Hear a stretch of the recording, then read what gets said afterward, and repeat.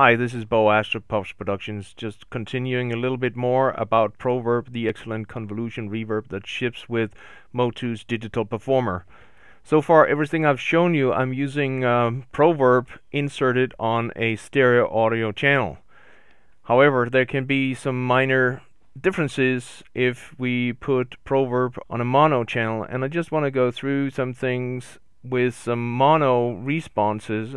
I have just gotten a nice selection of impulse responses produced by Henry Olonga, and they are all impulse responses made from various bass and guitar amps and cabinets using a nice selection of microphones.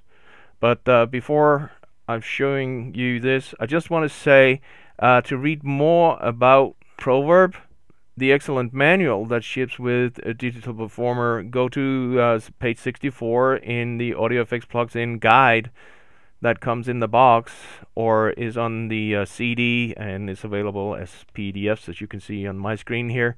Go read that. It's only 2 pages and it gives you a nice overview and a great reference for ProVerb.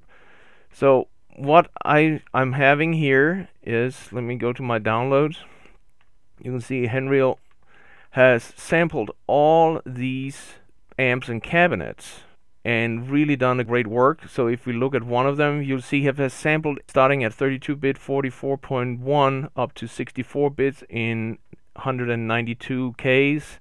So there's a huge variety of quality going into this, and if we look further into it, you can see he has used an Earthworks, 2 different Earthworks microphones, Josephson microphones, Nady, Neumann, and Shure SM57s at different positions and with different sound flavors. So he even tells you how far he was from the cabinet when this was captured. So really amazing job. He just released this for free the other day, and I just happened to grab it. So what I've done is making it a little bit easier. I just separated all the 48K versions into this folder, and let's open ProVerb, go to the folder, and I'll drag it in here as we've seen before.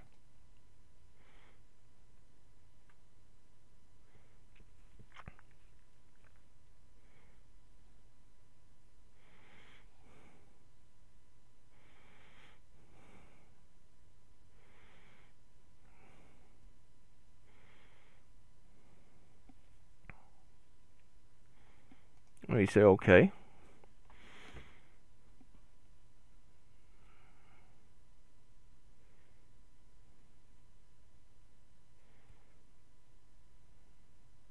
Okay, and now it should be in ProVerb. So let's go down to user, but I don't see the impulse responses showing up here. And that kind of, first of all, that freaks me out a little bit.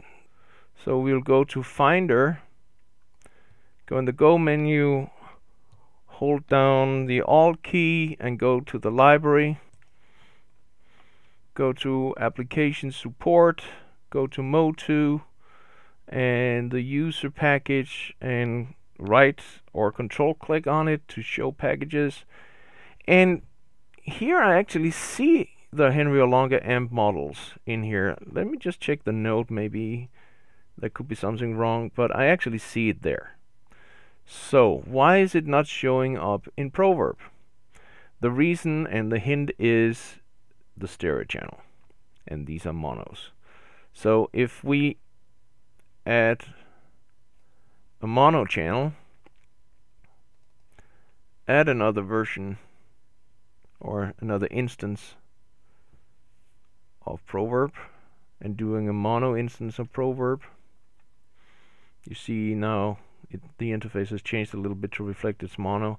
And I'll go down user, and there are my Henry Olonga amp models, and you can see I can access all these to put on my guitar tracks. Now another thing that I kind of missed in a previous video is when we're editing. As you can see in user, I have something called 00. I have the 80 Portaflex, Earthworks, whatnot. in here. I want to get rid of that. And I said when we're editing the user file,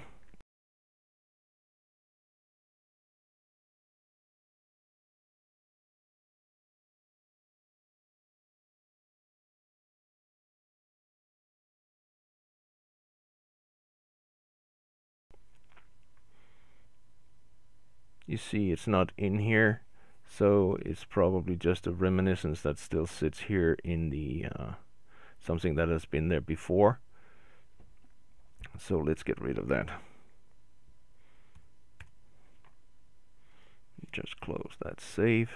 Now I said before that you would have to relaunch, quit and relaunch Digital Performer to reflect that, but you can actually just use this and go down to reload all trees, which forces ProVerb to reread that node XML file within your user's package.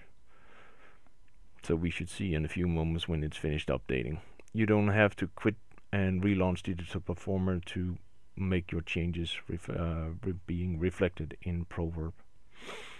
So let's just see when this gets done.